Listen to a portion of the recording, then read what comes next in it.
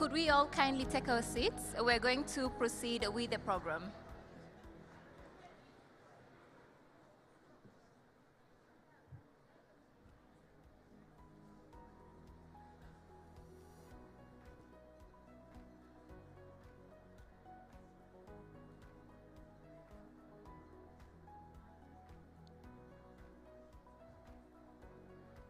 Good morning, everyone. Good morning, everyone. That's much better. Could we all kindly take our seats? We are going to begin the next session.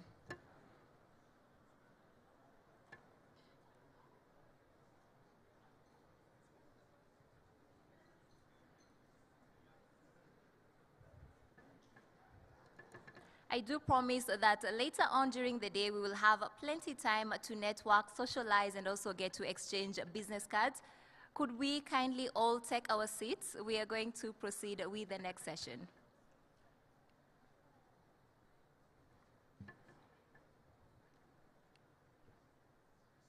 Distinguished ladies and gentlemen, welcome to the Future Cities Sustainable Urbanization session. Most of the world's population today live in cities. Looking at statistics right across the world, Africa's urban population is projected to increase by an additional 950 million people by the year 2050. Right across the borders, we have the Latin America, we also have the Caribbean. Urbanization is almost 80% comparing to that of high-income countries. And also at present, 34% of India's population lives in urban areas with a growth rate of 2.4%. So in this next session, we'll actually be looking at how can we transition to sustainable urbanization. To help us set pace for this session, I'd like all of us to turn our attention to the screens and watch the video that will be setting the scene. Hi! Do you know what makes a sustainable city a great place to live? Let me show you. Everything in this city is close, so I can even cycle to school. I live in a car-free area, so it's perfectly safe to move around. Our houses are designed to reduce energy consumption, and they produce clean energy from the solar panels on the rooftop. All the waste in the city is segregated and recycled. That includes plastic, glass, paper, and even water.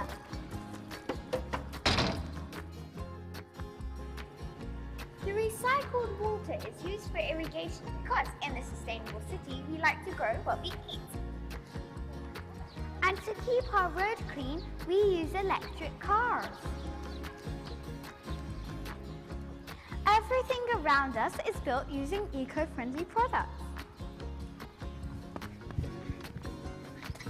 Even the cycling tracks are made of recycled material. The plaza nearby has everything, like shops to restaurants and a supermarket. I can even ride horses outside my doorstep.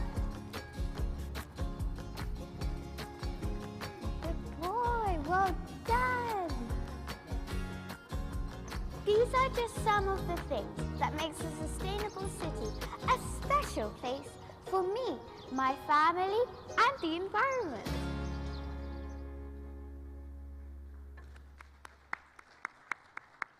The introductory video really reiterates how important it is for all of us to plan well for the future generations. My name is Fiona Muthoni Naringwa. I am a business journalist with CNBC Africa, and I will be leading this session.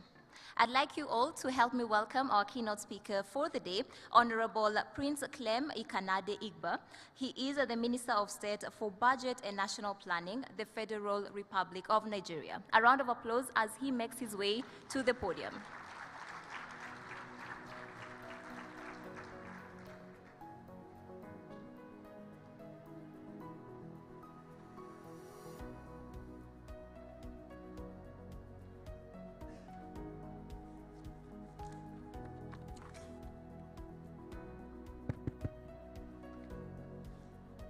Honorable ministers, esteemed business executives, distinguished participants, ladies and gentlemen.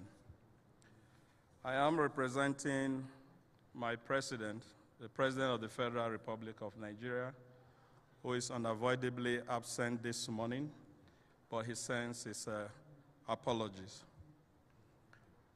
My duty this morning is to read his remarks. So wherever I use the word I, please note that it is not me. It refers to the President of the Federal Republic of Nigeria. Permit me to start by expressing the profound appreciation of the federal government of Nigeria, my delegation, and indeed my humble self, to the government of Rwanda, the Commonwealth Secretary General, as well as the entire Secretariat and the Commonwealth Business Forum for the opportunity to address this gathering. I am equally grateful to my brother and friend, His Excellency Paul Kagame, President of the Republic of Rwanda, for the personal invitation extended to me and the warm reception and hospitality that we have received since our arrival in this beautiful city of Kigali. President Kagame, it is always nice to see you. The theme of this forum today, Future Cities, Sustainable Urbanization, is not only apt but extremely important as we all look into our collective future with not only great expectations, but with hope.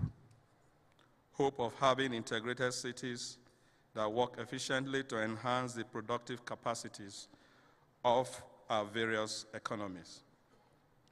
Way back in 2018, the United Nations Department of Economic and Social Affairs confirmed that 55% of the world's population resides in urban cities. This is as appropriate assertion as 52% of Nigeria's population today live in our urban areas across the country. What this means for Nigeria and our various countries across the globe is that there is an urgent necessity to look into the multifaceted needs of these cities for their sustainability and avoid becoming urban slums that complicate the challenges of modernization. We need our cities across the globe to become drivers of economic growth that keep poverty at bay and reduce the environmental hazards, including in the area of health. It is important that our city planners recognize the place of technology in the design of smart cities that play multifaceted responsibilities to our cities through needed value changes that ultimately enhance the development and growth of our peoples, that meet the expectations of the modern time, and especially relative to the Sustainable Development Goals 6, 9, and 11. Indeed, our city planners must take into account the need to balance the short-term needs of integrating new migrants with the long-term desire and goal of ensuring inclusivity of our cities that aim at both safety and resilience to galvanize their sustainable urbanness. I feel sure that this gathering will give necessary but pragmatic thoughts to how this transition can be attained in a seamless manner. In doing so, considerable thoughts are needed on how to source huge resources that will be required in real estate and other related infrastructure that consolidate the functioning of modern cities that offer a balance in the ecosystem. Future cities must therefore be necessarily smart in configurations and innovative in application of technology in order to connect people better and more efficiently to be able to significantly improve quality of life with appropriate services that meet the needs of our citizens and of the modern era. Such services include sufficient energy, security to enhance our collective safety, road, rail infrastructure, and modern technology and communications. In Nigeria, the efforts by the federal government to transform our cities are jointly being carried out alongside the state government, as well as the private sector operators, using the public-private sector framework. While the government essentially provides environment and legal framework, it also provides funding solely for critical infrastructure projects through our infrastructure development vehicle known as Infraco PLC, which has an equity take-off capital of 15 trillion naira, as well as our Presidential Infrastructure Development Fund, worth more than $1 billion US, and another $2 billion US through the Nigerian Social Investment Authority. Funds from these interventions are being utilized on the construction of highway roads with bridges that connect the country together, railways, air and sea ports, power, as well as their continuing maintenance on a sustainable basis. The Eco-Atlantic and Abuja Millennium Project cities stand out as part of these technological masterpiece projects. State governments like Kaduna, Rivers, Kano, Borno, and Cross Rivers are shining examples of efforts of building and sustaining smart cities that meet the aspirations of our citizens now and beyond. Despite these huge efforts by government and our private sector, much more needs to be done, and the place of global investors cannot be wished away. Hence, my call on all those interested partners to take up the challenge of partnership, not only with Nigeria, but other African countries, so that no country is left behind in this journey of technological advancement. As our urban cities have become the melting points for positive change that impact the lives of our citizens globally. In spite of our efforts and commitment to adding meaningful values to our cities as a nation, we are not there yet. Integrative future cities are capital intensive. Our countries cannot on their own alone provide them. Public-private partnership is indispensable. The role of development partners as well as businesses that are represented here today cannot be wished away. We need to strengthen the synergy and work together to recreate our cities that open up our economies for sustainable development of our countries and indeed our Commonwealth to face the challenges of the modern era. I conclude by calling on all of you here today to join hands with governments so that together we can deliver to our citizens the future cities of our collective dreams and desires. I thank you all for your attention. Thank you so much, Honorable Prince Akbar, for your way to the stage.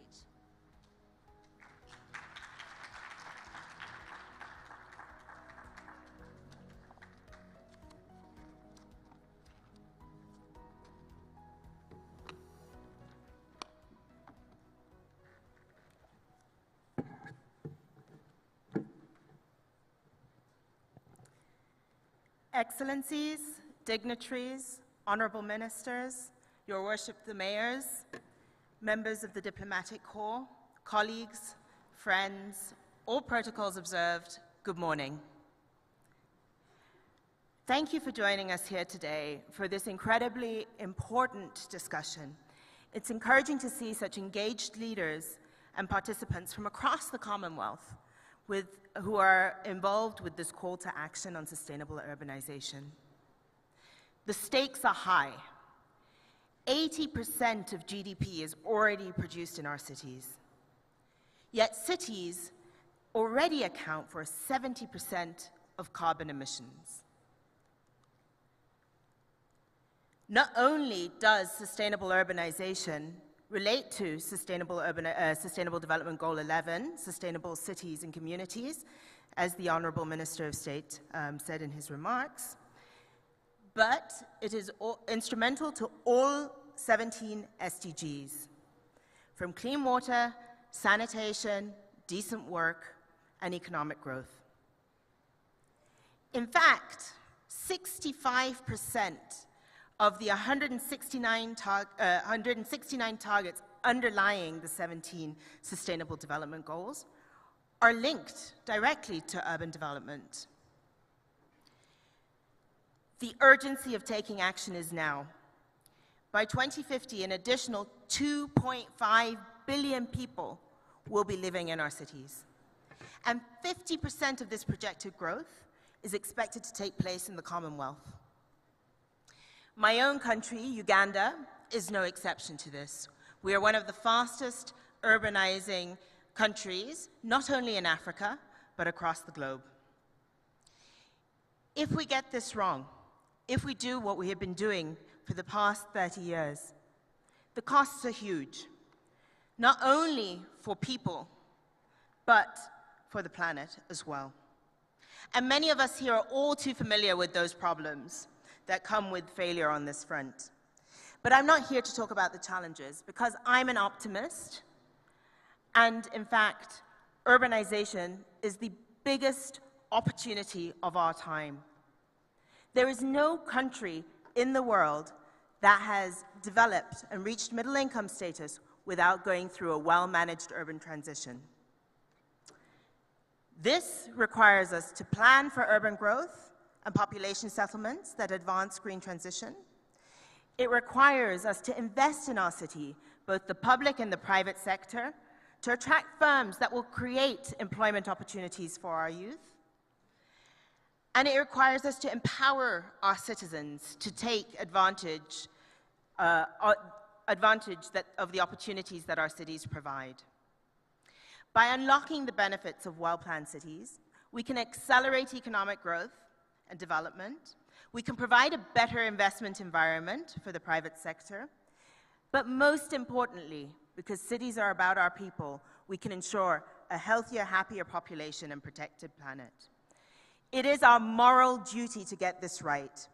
We have the expertise, we have the technology, so what it requires is for us to work together. And the Commonwealth provides a huge network for us to plan and build our cities sustainably.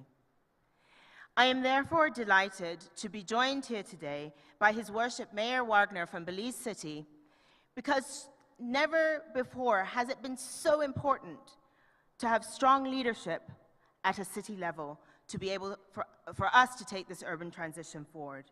And it is individuals such as His Worship who play a pivotal role in helping us take the next step. Your Worship? Thank you, Astrid, for really setting out the critical importance of sustainable urbanization as we deal with rapid urbanization and the climate crisis across the Commonwealth. Good morning, and warm Caribbean greetings to all of you here today. It's a great pleasure to be here in Kigali, Rwanda. The city is so beautiful. It is extremely clean, and the people are so friendly. I feel so at home.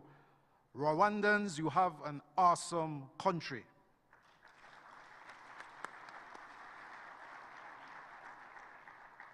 If we add the effects of the pandemic to what Astrid has set out, our individual national development goals and our global sustainable development goals are drastically at risk of not materializing. We cannot afford this.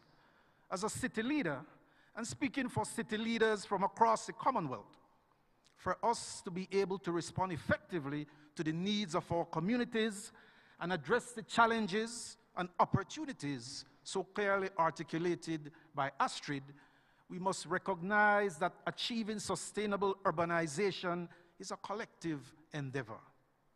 We must advance greater multi-level and multi-sectorial public-private partnerships and ensure stakeholders' participation. More importantly, though, people must be at the center of our development. Additionally, it requires meaningful partnerships and clarity of roles and responsibilities. Cities and city leaders are closest to the community and, rest assured, best placed to respond to the local needs. In many of our countries, legislation is outdated and not fit for the realities we are facing on the ground. We need to reconstruct our cities and municipal legislation to enable us to act in driving low-carbon development and ensuring livable cities for all. Enabling city governments with the necessary powers, functions, capacity, and resources will ensure that they can deliver. At the same time, we must invest in building the capacity of built environment professionals to work with us in shaping our cities. Appropriate financing is also critical to successful and inclusive urbanization. Access to source revenue and an adequate share of public resources is central to effective city management. However, that alone will not enable us to close the infrastructure financing gap in many of our cities. And new and meaningful partnerships with the private sector must be part of the solution as we develop cities which are livable and resilient. We seek empowerment to develop innovative financial instruments for resource mobilization, to attain sustainable infrastructure, proliferate renewable energy, and stimulate local economic development. City leaders are natural conveners, and we are working to mobilize those partnerships essential for a sustainable future. In Belize City, we have embraced the concept of thinking global while acting local in collaboration at the core of our operations. We are working to improve our climate readiness and resilience. We were able to collaborate with our energy provider to launch its first ever electric vehicles charging stations at strategic locations. We also endeavored to create an attractive and convenient environment for EVs, which obviously is a logical path to increase public interest in moving away from fossil fuels. As the chair of CLGF Commonwealth Sustainable Cities Network, and as mayors of the Commonwealth, we commend to you the call to action on sustainable urbanization across the Commonwealth. And we hope that you will partner with us on this wonderful journey. The call to action speaks to partnership and collaboration. It emphasizes the complexity of the challenge before us, but also the opportunities that getting urbanization right will deliver for our citizens. Multi-level and multi-sector governance working across diverse constituencies and disciplines will require us to work differently. We must work smartly to ensure urbanization works for everyone. The Commonwealth is a unique network, keen to support member states in implementation, with a strong commitment reinforced this week into putting sustainable urbanization firmly on the Commonwealth agenda. My friends, we have an important opportunity in the Commonwealth to build on this and to deliver together. We must share experience, we must share good practice, enhance leadership, modernize our legislations, explore financing options, strengthen professional and technical capacities, and strengthen partnerships. Working in a more integrated way means changing our approach. Business as usual will not be enough. The scale of the challenge we face means we must embrace new technologies, modernize our legislation and governance, and encourage innovation.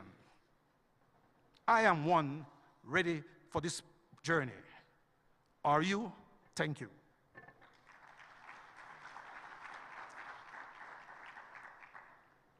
Your Worship, I am ready, and I hope everyone here with us today is too, to take the call for action on sustainable urbanization forward. And in this respect, I want to acknowledge the immense amount of work that has gone behind framing this call to action by the Association of Commonwealth Universities, the Commonwealth Association of Architects, the Commonwealth Association of Planners, the Commonwealth Association of Engineers, the Commonwealth Local Government Forum, in collaboration with our amazing hosts, the Government of Rwanda and the Prince's Foundation, who have come together to develop this call for action. But now it is there, as His Worship the Mayor has said, it is now upon us.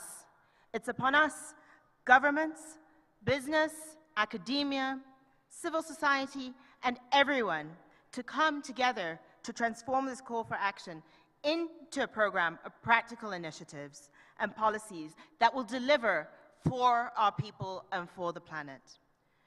To do this, we need to understand and frame urbanization as the opportunities it presents. Because if we manage this process well, by making the right investments at the right times, there are going to be immense economic and social gains, not only for our cities, for our countries, for the region, for the Commonwealth, and for the globe. We need to harness our combined knowledge and expertise to ensure evidence-based decision-making that helps allocate our scarce resources for maximum impact. And we need to provide increasing support to cities like Belize City so that they can attract finance, firms, and jobs.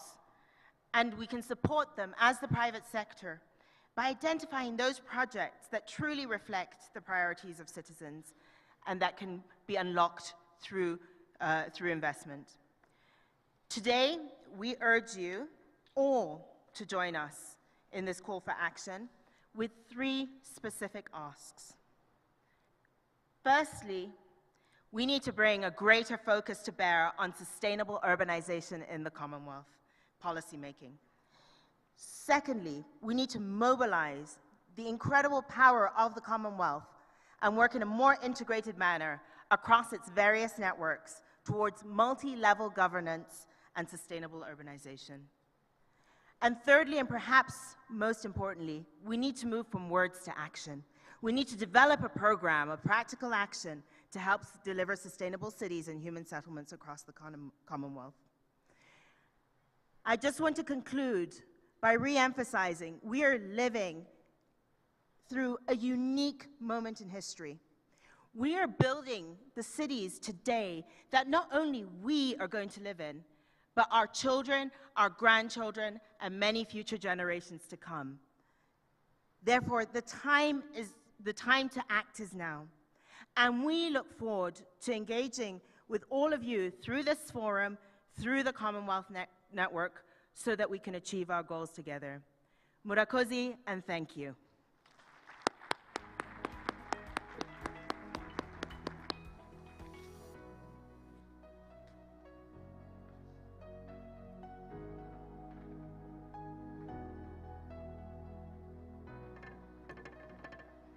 We must work smartly and collectively to achieve sustainable development. Thank you so much to Mayor Barnard as well as Aristide for the amazing presentation. In 2015, all the United Nations member states adopted the 2030 Agenda for Sustainable Development. One of them, the 11th one, is achieving sustainable cities and communities. We are delighted to have Ms. Maimouna Maud Sharif, the Executive Director of the United Nations Habitat, and I would like to invite her to stage to come and share with us some of the challenges present in achieving SDG 11. You're welcome. A round of applause as she makes her way to the stage.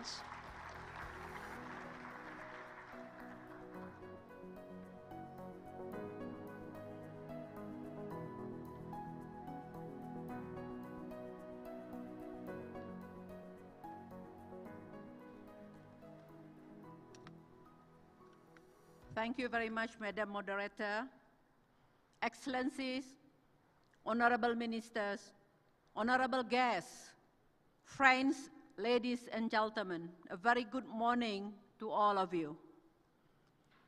It is my great pleasure to join you at the Commonwealth Business Forum hosted by Rwanda. I also send my warmest greetings to our host, His Excellency, Mr. Paul Kagame, the President of the Republic of Rwanda, and congratulate him for hosting the first CHOGM in Africa since 2007.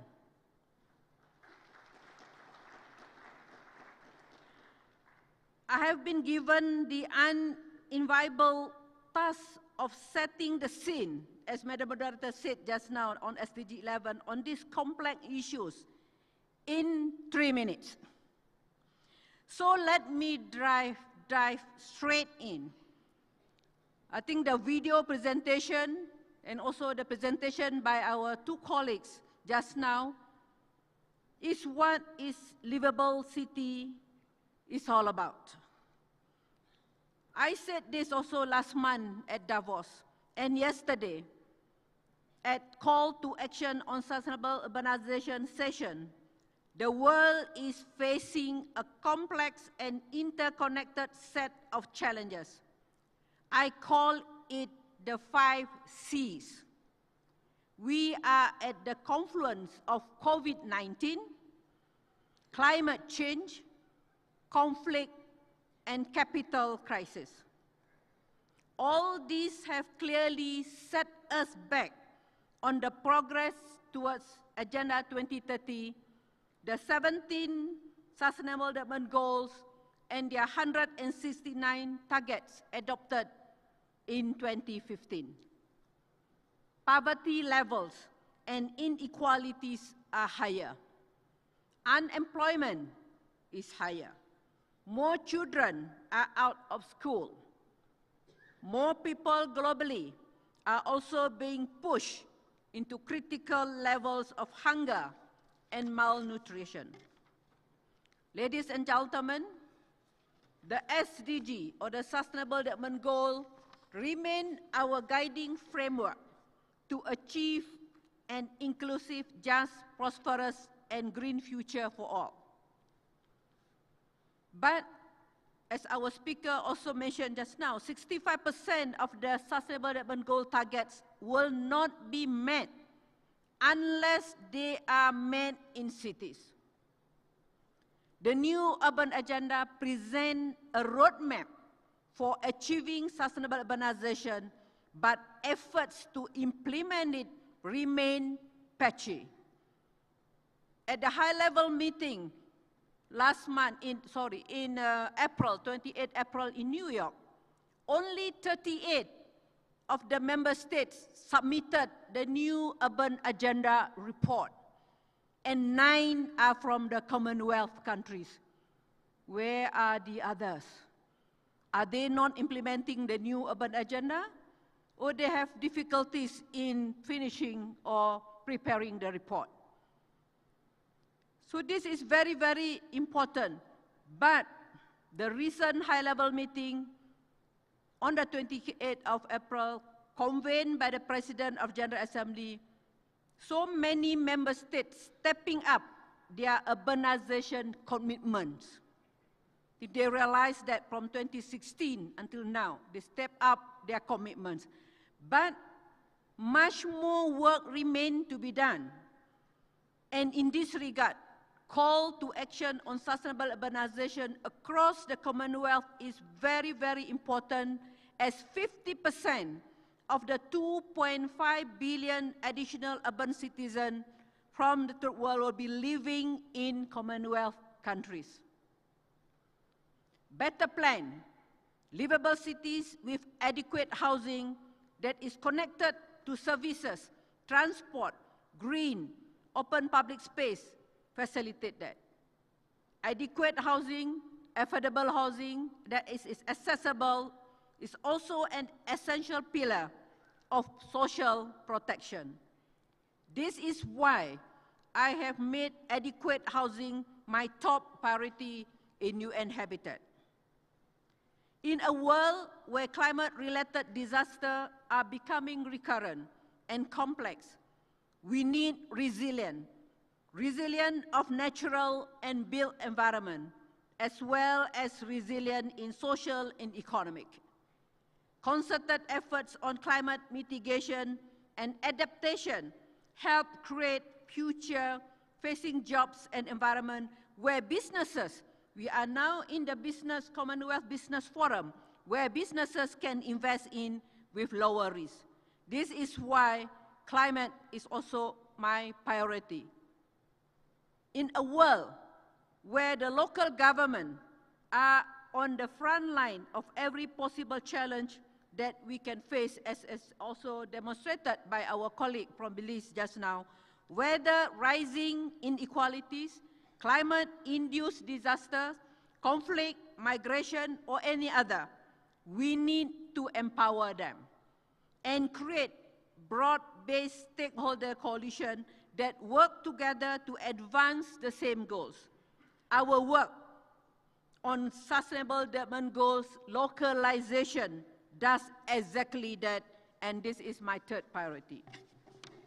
To sum up, I just want to say that in order to achieve the Sustainable Development Goal 11 and provide good quality of life for all in the urbanizing world and its target, we need better planning, more robust policy and legislation, access to land and security of tenure, a greater focus on housing and climate, much stronger multi-level governance system, and a greater share of resources going to the local level towards the right impact. The principle of 4 Ps, public, private, people partnership, here is very, very crucial. And I would like to restate that the commitment of UN Habitat and other UN agencies to work closely with the Commonwealth members and other stakeholders to achieve sustainable, safe, and resilient cities. Thank you for your attention. Thank you so much, Ms. Maimuna, for highlighting the gaps present today. We're now going to transition into a panel discussion still on the same, looking at how do we move past the challenges that we have today, how can technology and innovation really be integrated into solving these challenges. Help me welcome our moderator for this session, James Mwangi, the Executive Director of Dalberg, Kenya. A round of applause as he makes his way.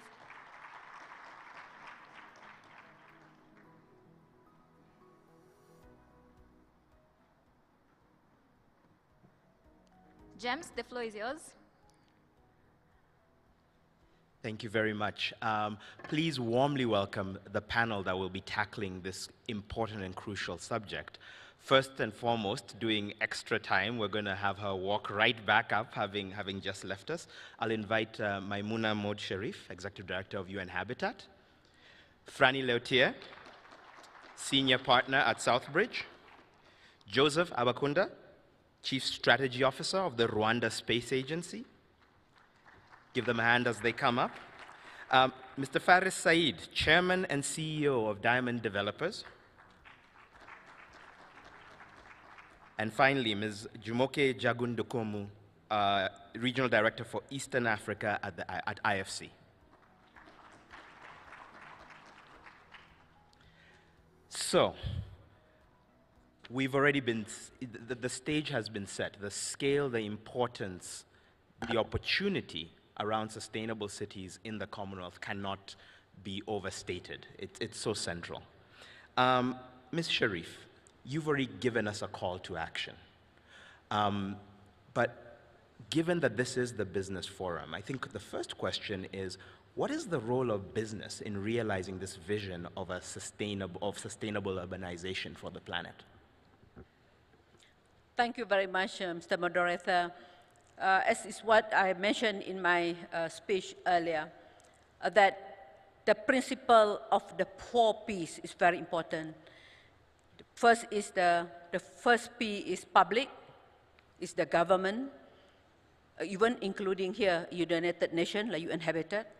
Second is the private sector is very, very important in achieving the sustainable development. I will elaborate a bit longer later. And the third, we heard about people-centered, the people. So even though you have the capital, even though you have the ability to implement, but without putting people at the center of the decision-making and also for the development, it will be a bit difficult to implement. This is what, during my experience as a former mayor for 7 years in Penang, Malaysia, and also now as an executive director of UN Habitat. And as many of the panelists and many is written in the research saying that 75% of the infrastructure needed by 2050 is not built yet. Now is the time to do rethinking. We heard a lot about this green investment, green infrastructure, green recovery. So this is the time to me, as one of my colleagues said just now, is the opportunity to look into this and to move the needle to green recovery. And we know that the cities is the hub of all talent and also is also the hub of the challenges.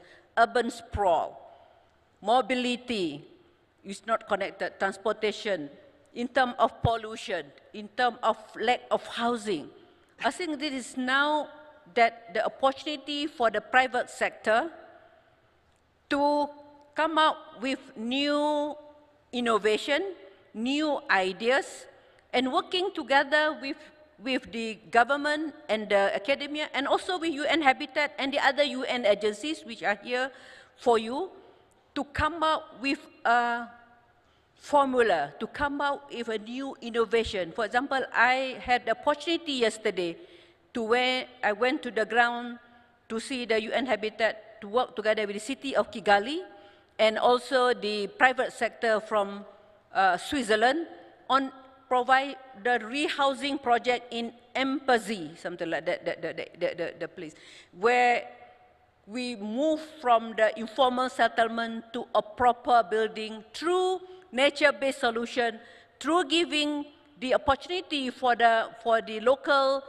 people to increase the scale, and also to in terms of the building and looking into the new technology and better living.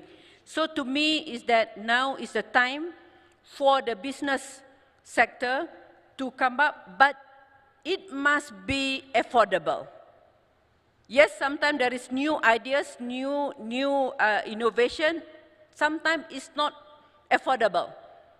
We used to say that don't use the fossil, don't use plastic, don't use this and that. Do we have an alternative to this? So the private sector, please come up with the alternative, come up with the new ideas, and we are, I'm sure, the governments and the public sector, plus the researchers are here ready to give you the opportunity. And I would like to offer. One is that UN Habitat will be having the special window offer for the SDG city flagship. I'm offering to the cities, to the government, and to the private sector. We are having the flagship program, the SDG cities, collecting data, and we would like to give the certification, SDG certification to cities, which is become the branding and also some ideas for the private sector to invest, because we know that this city had been certified on SDG certification. I'm sure with all the indicators, then it become attraction for the business to invest in the green investment in the city. I stop there. Thank you. Thank you very much. A vision of a people-centered and affordable transition and a challenge to the business community to think about how to make it people-centered and affordable, the journey to sustainable cities. And also a call for innovation in tackling some of these difficult challenges. Franny, your career has had you wear a number of hats that are directly relevant to that question. Today at Southbridge, you're crafting innovative finance solutions across a range of challenges, but you also serve on the board of the World Resources Institute, really tackling some of the questions of how we stay within planetary bounds as we approach 2050. Give us a reflection on some of these challenges and how we more innovatively tackle challenges such as access to water and more environmentally sustainable cities. Thank you very much, Moderator James. I wanted to use the example of water to illustrate some of these innovative ways in which finance can come and the role of business. Why? First, because water is a single issue that unites cities in all the Commonwealth, whether you are London, Dhaka, or Dar es Salaam. Why? As we speak, we are having floods in Bangladesh and India, with cities dealing with a very heavy monsoon. Flooding is such an issue historically for cities that it is emboldened in the psyche of humans with the proverbs that come out from it, and I'll give you a few. A proverb from Malawi that says, when you pray for rain, you also pray for mud. Now, the farmer doesn't worry much about mud, but when you live in a city, you do. So flooding is one of the big risks all cities in the world are facing, as I mentioned, from the advanced cities to the cities in developing countries. The second crisis is one of scarcity or drought. We have a number of cities right now that don't have enough water. So much so that in the psyche of humans, I take a proverb from India that says, any water in the desert will do, because we get to a stage where it is so critical. Cape Town, which is quite an advanced city, faced such a problem only very recently. But then the third challenge we face is the issue of quality of water, because we all depend on water for life. And this was such a huge issue that, again, in the psyche of humans, you have a proverb from South Africa that says, water should not be judged by its history, meaning where it came from, but by its quality. Because as humans, we'll have to use water in more effective ways. So it's a big problem, so why haven't we solved it over all these years? The first, if you ask the investors, why don't they invest in water, they'll tell you there's no pipeline. The second argument, it's too risky. The third argument is there are too many regulatory and policy issues that are not well defined, so as an investor you can't come in. The fourth argument is it's hard to measure performance, and therefore even if you have performance-based solutions, you can't really get there. And then there is a whole argument around scale. So you can solve water problems maybe at the neighborhood level, maybe for drinking or for agriculture, but it's very difficult to solve it holistically. So given this challenge, and given that it's an issue for the whole Commonwealth, one of the activities I was very excited to participate in was the launch recently here in Kigali, along with the mayor of Kigali and the mayor of Musanze, of an initiative which is called the African Cities Water Adaptation Fund, acronym AQUA. Now, for those of you who are Latin-based or who speak Spanish, you would know that AQUA means water. But the reason I like the acronym that we've selected is that in Nigeria, in the Ibom state or Cross River state, AQUA means the essential one or the great one. And of course, if you are from Ghana, AQUA means born on a Wednesday. And this initiative was launched on a Wednesday. So this will help you remember the acronym, because acronyms are rather difficult to remember. So why this fund? Because in thinking about the issue of water, we find that you need a catalytic fund that would support dealing with these issues that investors have raised. So this is a $5 billion fund to be supported by bilateral and private finance and philanthropic support. And the idea, we hope, is to then bring to COP27 in Egypt the actions around how this fund, which is launched and born here in Kigali, will now have started to crawl and maybe walk by the time we get to Egypt. It will finance transformative urban water resilience ideas in 100 African cities. How will it work? Origination, supporting deal pipeline development, early stage ideas or ideas that need scaling. Market creation, particularly to invest in solutions that would then allow the market to take over from there, including scaling. We'll look at solutions that improve the benefits of water supply solutions, but also that reduce the cost, because the capital needs are very high. And then also solutions that allow standardization and pooling.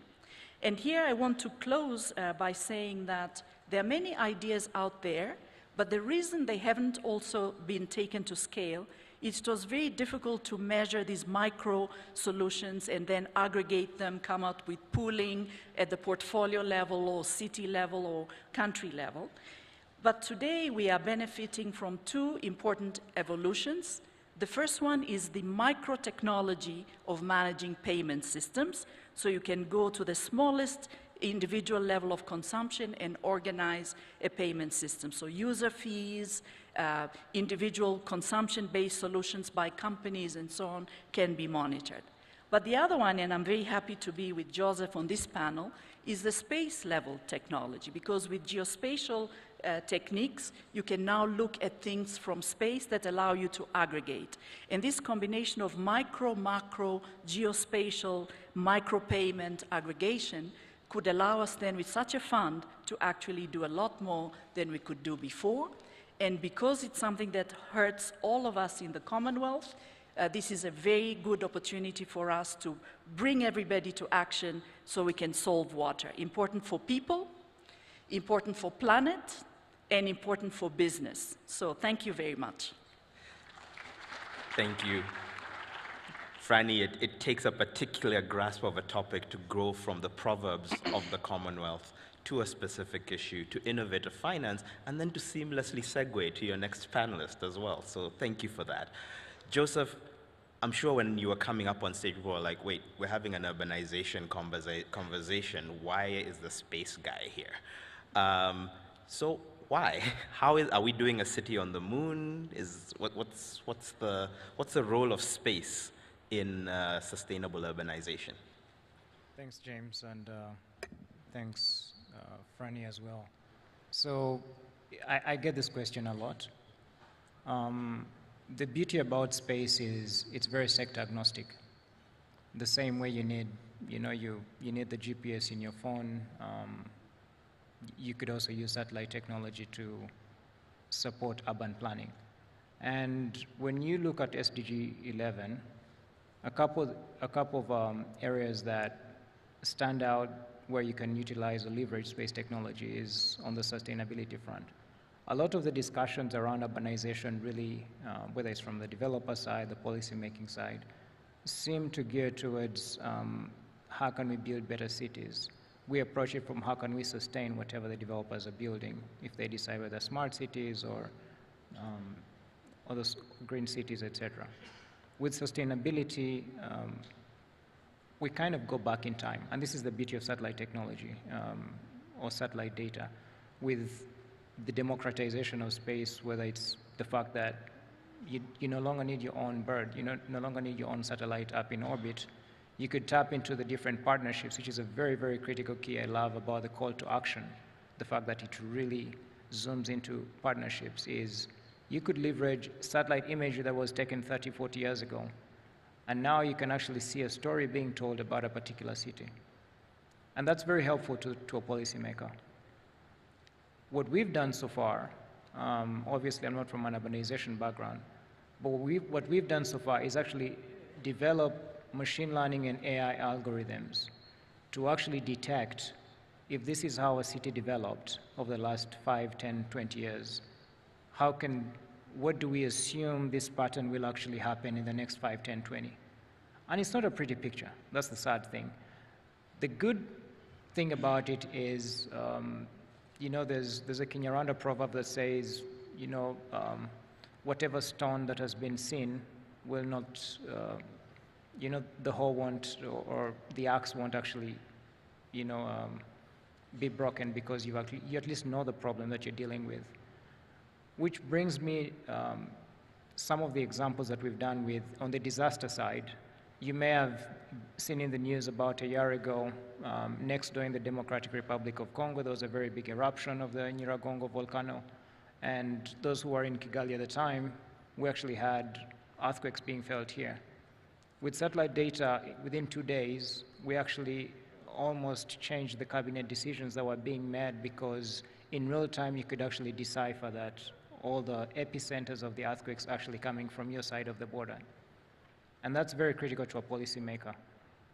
But where we come in and we build those algorithms is if we can learn how the volcano erupted in 2002 and in 2001, then maybe 19, 20 years later, when it's expected to erupt again, we probably would know. Do we build man-made dikes so that the lava doesn't go all the way at this particular time? We're actually scared that it might actually go into Lake Kivu, which is a methane hotbed. You don't want lava and methane mixing. So I think satellite technology can actually support urban planning in kind of building up that resilience. On the technology side is the easy side. What I would say the toughest thing that we're facing right now is a mindset theme that there's a very big disconnect. You have a very big disconnect in terms of what I like to call earth pessimism versus earth optimism. And allow me to, throw in a space example there. You've probably seen all the space billionaires. In the 70s, it was a geopolitical race, and now it's a billionaire race for space. The similarity between the two is that both are ideological. Then it was communism versus capitalism. Now it's earth pessimism versus earth optimism. Some billionaires say earth is screwed up, let's run away, let's go build a post on Mars. And other billionaires say earth is screwed up, let's actually take away all the stuff we can do without, the manufacturing, let's take all the cargo, the logistics to another planet so that actually earth is livable. And these competing ideologies, the problem is my generation, you tend to find the youth, without even knowing it, falling into the earth pessimist camp, just because a lot of these discussions, whether it's climate resilience, urban planning, climate change, sustainability, etc., are usually being done with much older folk. And a lot of the youth are not involved in this discussion, which is not a good sign, because you have your best and brightest building the next Mayflower to take us to Mars. So I think it's more of a mindset shift that we need to go into. But I think that being said, this being a business forum, I think the answer really lies in capitalism. It really lies in allocation of capital. It really lies in the multilateral institutions that are looking at finance, what Fran is doing with Southbridge, etc. Because once the private sector is able to own up these solutions and they own them, they're going to develop solutions and smart ways to make money out of it, but then we're going to have the best and brightest actually working to make our Earth better. I submit. Thank you. Something that stuck with me there, Joseph, the technology is easy, changing the mindsets is hard. The other thing you said is you look at that time-lapse picture of the world and of our cities from old satellite images, and the picture is not necessarily pretty. But at the same time, we did start this entire session, if you all remember, with a very pretty picture of an actual realized sustainable city. And Faris, you made that happen. And on one level, I looked at that and I was like, I want to move there. I mean, I like living in Nairobi, but I want to move there. I'm sure it wasn't as easy and straightforward as it looked in the video.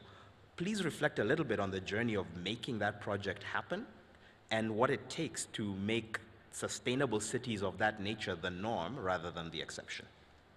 Thank you very much, James.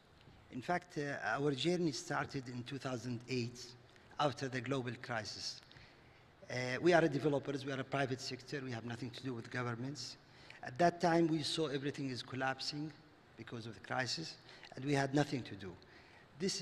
Then we started to think about how to create a sustainable model for our business, in fact, which is development. We started the process. If you want to build sustainable city, you need to create manuals. You need to create guidelines. You need to think of people, because everything that we do is about people. And the most important part, of course, the planet and the environment, and the most important part is the economical part of it. Because if it's too expensive, no one is going to live there, no one is going to buy, no one is going to use it. So we started, in fact, with the economical model. Because of our experience in developments, our company since 2003, we started to calculate how much it's going to cost us if we do the highest levels of sustainability. And we end up that it's not going to cost more. In fact, today it costs us less than traditional ones. This was the first homework. Then we moved to people, what people want to be happy, and how to build everything to satisfy people. Then the last exercise, which was the easiest for us, which is the environment, because we are coming from engineering background, We developed like a DNA for environment, which we call it FEW PMW. So we focused on the food, energy, water, products, mobility, and waste. These 6 elements are the only resources of emissions. So we said if we have a proper guidelines, we can solve even the problem of emissions, and hopefully by the end to solve the problem of climate change. We started with the food. We decided to move food production and agriculture to the city. So this is why we built like 11 domes where we produce almost 500,000 pots a year. We consume in the community 10%, and we sell everything outside. Selling is part of sustaining the project economically, or the topic of agriculture. Energy, we managed to do 100% of the sustainable city run by renewable energy. And when we talk about Dubai and the harsh climate there, it was a challenge at that time. We managed to do it. We fall little short, almost 20%, but we believe that you have to set very high targets, and doesn't matter if you fall 10%, 20%, rather than setting very low targets and achieve. Then we move to the water. We have an issue in Dubai for water because most of the water comes from desalination. We managed to use a new technologies, which is air to water. We produce certain amount of our water from humidity. We add some nutrients to that, minerals. Then products, we had the biggest problem because we don't have, it's not an industrial country where you have eco-friendly material. So we had to stick to what everyone is doing. When it comes to mobility, we designed the whole city on a concept we call it future ready. At that time, in 2011, 2010, all the technologies we talk about today, it was like less than ideas even. Even the ideas were not there. But we were considering any idea, any progress could happen, we kept in mind, and we kept the whole city future ready. So any technology comes today, the city is ready to implement without any hesitance. We started to subsidize electrical cars in 2013, we as a company. We used to give like 10,000 euro for each one who buys electrical car.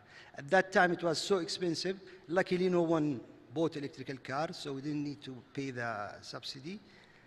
But now everyone is buying. Today we have like 15% of our residents are using electrical cars charged by solar power for free. So we are giving it for free for them. Then we move to the waste. Waste is a big problem which people doesn't pay attention. People always talks about plastics and the damage of plastics. We believe plastics is not the problem.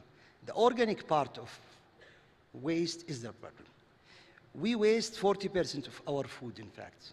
We send 40% of what we produce as a food to landfills.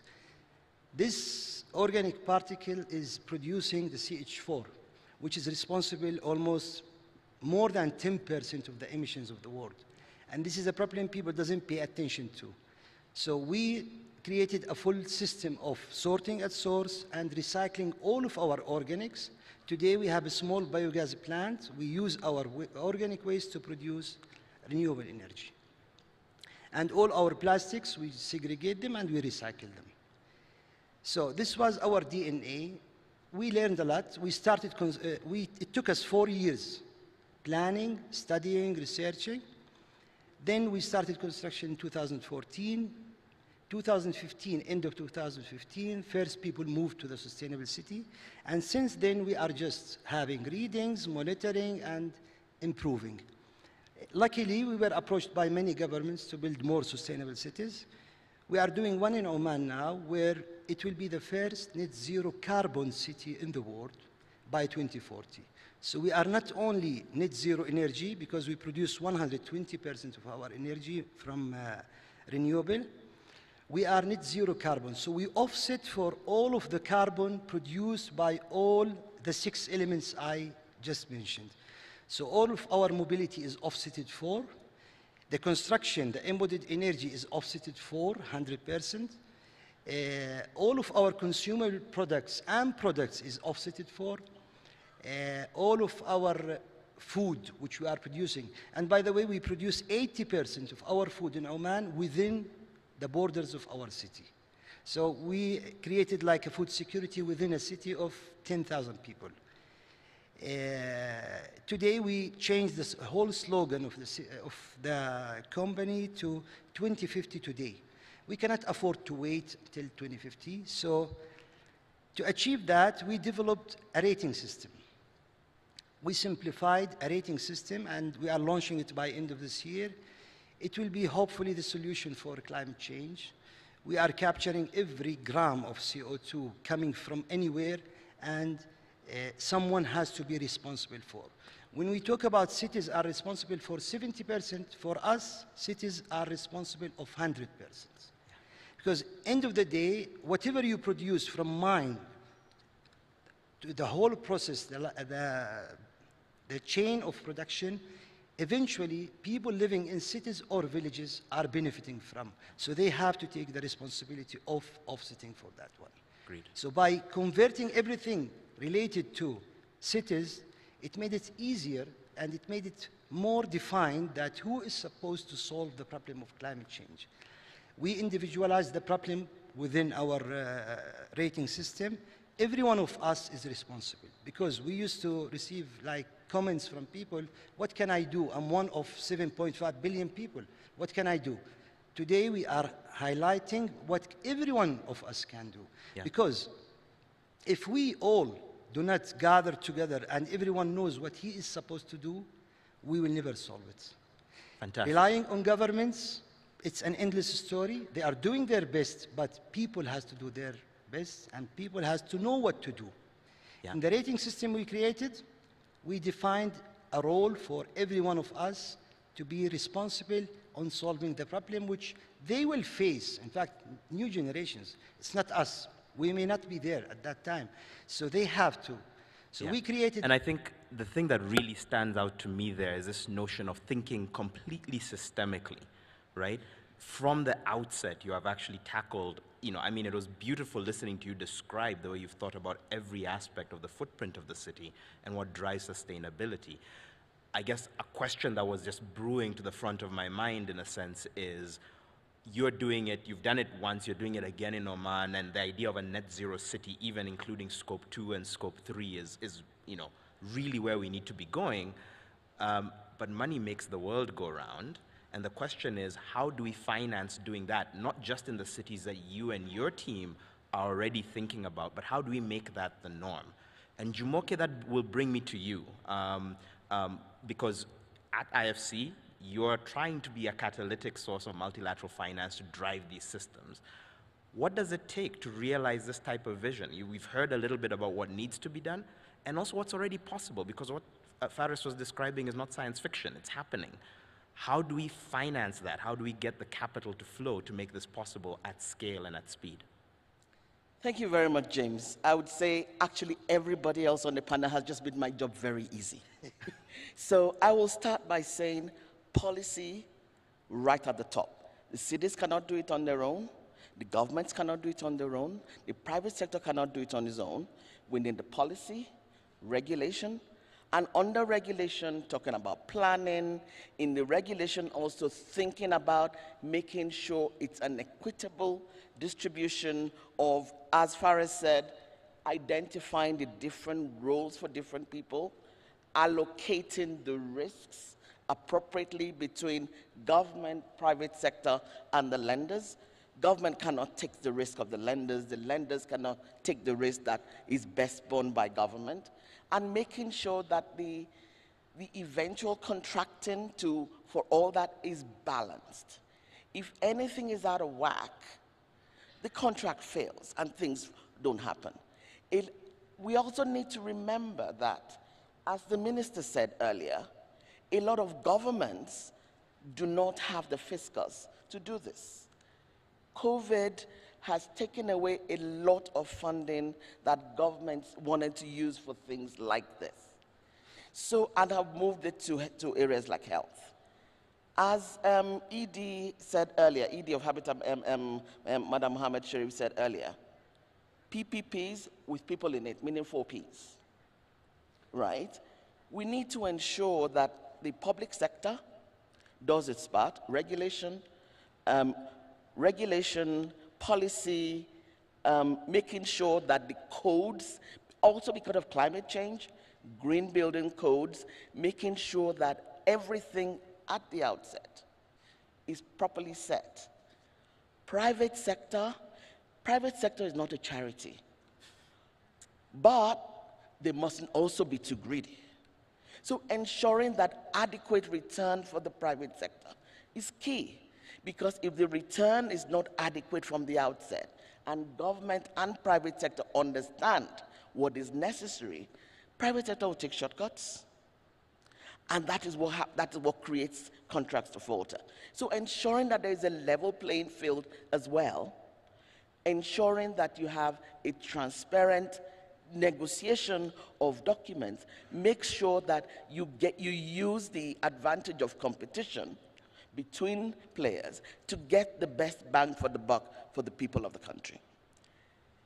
The additional thing is, because when we start talking now of affordable housing, a lot of the time, as Faris said, people think that green building costs more. Actually, it doesn't, as Faris just explained. So I won't go into that detail. He saved me time. What I would say is, in order to ensure that at the outset, when maybe first mover may be more expensive, we bring in blended finance through places like the World Bank, places like public finance resources. There are some philanthropic institutions that are provided blended finance as well, to buy down some of the costs, such that over time, the structure and financing of the affordable housing of the cities can be sustainable and bankable long term. Importantly also, when creating the cities, in order to ensure that the people who are going to buy the cities or rent the cities actually move there, we don't want to create ghost cities. We must make sure food, shopping, schooling, offices, and all that are close by, so that people do not think about going long distances and then increasing their cost of transportation to find housing, to find food, to take their kids to school, to go to work. So it's a whole holistic approach that we have begun as IFC to finance and structure in a number of countries, both in the Commonwealth and outside the Commonwealth. And the more we all come together to structure things in a sustainable way will be critical.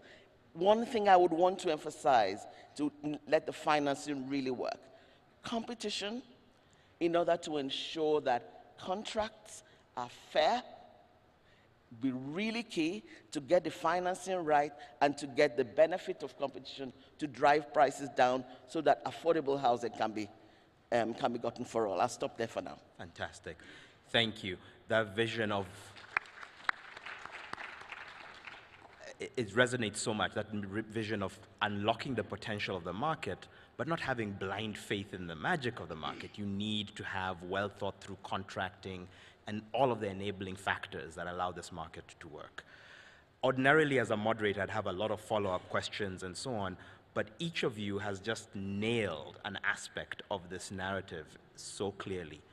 The systems at the center, thinking about people first, affordability, the role of finance, making this real, and also recognizing that there's a role of technology that is different from how we thought about building cities in the 20th century.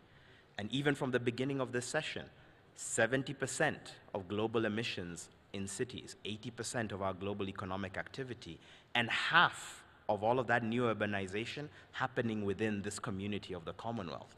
So really, the question of sustainable cities in the Commonwealth is probably one of the biggest questions facing humanity today.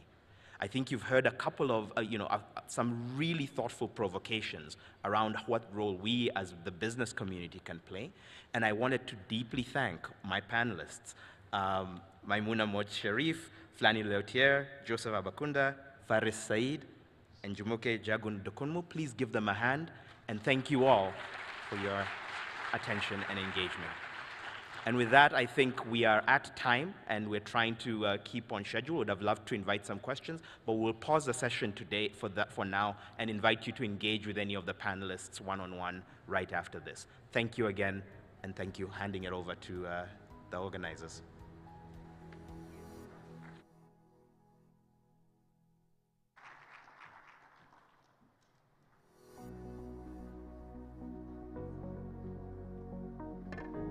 Thank you so much to our amazing panelists and also our amazing moderator. Could we give them one round of applause, please? We have come to the end of this session on future cities and sustainable urbanization. But I'd like to let you guys know that the next session will begin in 15 minutes. But please do stay in the room. It's going to be quite an exciting one because we have a couple of distinguished speakers who will be coming in shortly. We'll get remarks from the President of the United Nations National Assembly. We'll also get to hear the remarks from the Right Honorable Boris Johnson, MP, Prime Minister of the United Kingdom. So please do stay here and do enjoy, continue networking, continue meeting new people, exchange business cards, and we'll see you all in about 15 minutes.